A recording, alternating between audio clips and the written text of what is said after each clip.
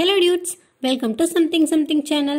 விநாயகர் சதுர்த்தி ஸ்பெஷலா இன்னைக்கு நம்ம பார்க்க போறது அவல் பூரண கொழுக்கட்டை. கொழுக்கட்டைக்கு முதல்ல மாவு பிசைஞ்சிரலாம். இப்போ ஸ்டவ் ஆன் பண்ணி ஒரு பாத்திரத்துல தண்ணி வச்சு 1.5 டீஸ்பூன் அளவுக்கு உப்பு சேர்த்து தண்ணி நல்லா கொதிக்க வச்சுக்கிறேன். தண்ணி நல்லா கொதிச்சிருச்சு. இப்போ ஒரு பாத்திரத்துல 1 கப் அளவுக்கு பச்சரிசி மாவு எடுத்துக்கிறேன். இப்போ நம்ம கொதிக்க வச்ச தண்ணியை கொஞ்சம் கொஞ்சமாக சேர்த்து ஸ்பூன் வச்சு கிளறி விடலாம்.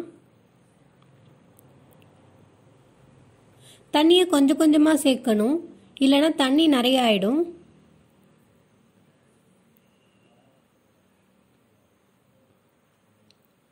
மாவு கொஞ்சம் சூடு ஆறுனதுக்கப்புறம் இது மாதிரி கை வச்சு நல்லா பிசைஞ்சு விட்டுக்கலாம். ஒரு சப்பாத்தி மாவு கன்சிஸ்டன்சிக்கு இருக்கணும்.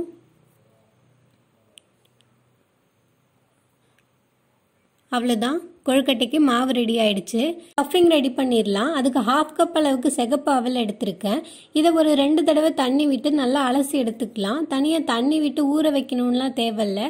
நம்ம அலசிட்டு ஒரு 2 நிமிஷம் வச்சோம்னாலே நல்லா ஊறிடும். ஊறினதுக்கப்புறம் அதை நல்லா கையாலேயே மசிச்சு எடுத்துக்கலாம். மிக்சிலலாம் சேர்க்க வேண்டாம், மிக்சியில் சேர்த்தா ரொம்ப மாவாயிடும்.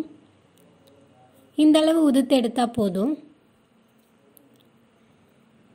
இப்போ ஸ்டவ் ஆன் பண்ணி ஒரு கடாய் வச்சு ஹீட் பண்ணிக்கலாம். கடாய் சூடானதும் 2 ஸ்பூன் அளவுக்கு ஆயில் ஆட் பண்ணிக்கிறேன். ஆயில் நல்லா சூடானதும் கடுகு போட்டு பொரிச்சு எடுத்துக்கலாம்.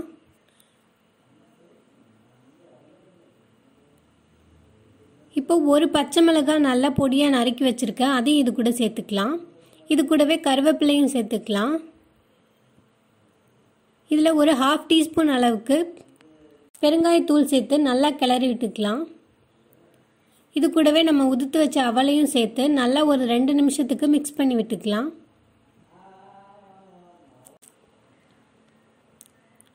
இப்போ ஒரு 1/2 கப் அளவுக்கு தேங்காய் துருவி வச்சிருக்கேன், அதையும் சேர்த்து நல்லா ஒரு 2 நிமிஷத்துக்கு மிக்ஸ் பண்ணி விட்டுக்கலாம். இப்போ இதுக்கு தேவையான அளவுக்கு உப்பு ஆட் பண்ணி நல்லா மிக்ஸ் பண்ணிக்கலாம்.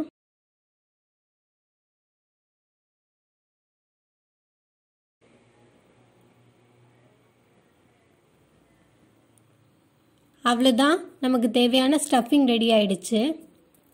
இப்போ மாவு கையில் ஒட்டாமல் இருக்கிறதுக்கு கையில் எண்ணெய் தடவிட்டு நம்ம செஞ்சு வச்ச மாவை ஒரு பால் மாதிரி உருட்டி எடுத்து கையில் வச்சு நல்லா தட்டிக்கலாம்.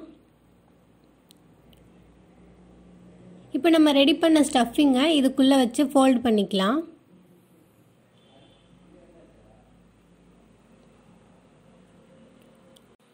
இப்போ சைடெல்லாம் நல்லா சீல் பண்ணி எடுத்துக்கலாம். அவ்வளோதான், இதே மாதிரி எல்லா கொழுக்கட்டையும் நம்ம செஞ்சு எடுக்க போகிறோம்.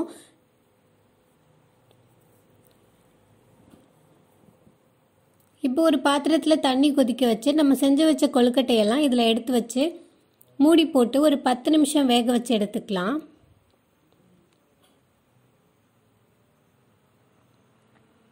அவ்வளோதான், 10 நிமிஷத்தில் சூப்பராக கொழுக்கட்டை வெந்து வந்துடுச்சு.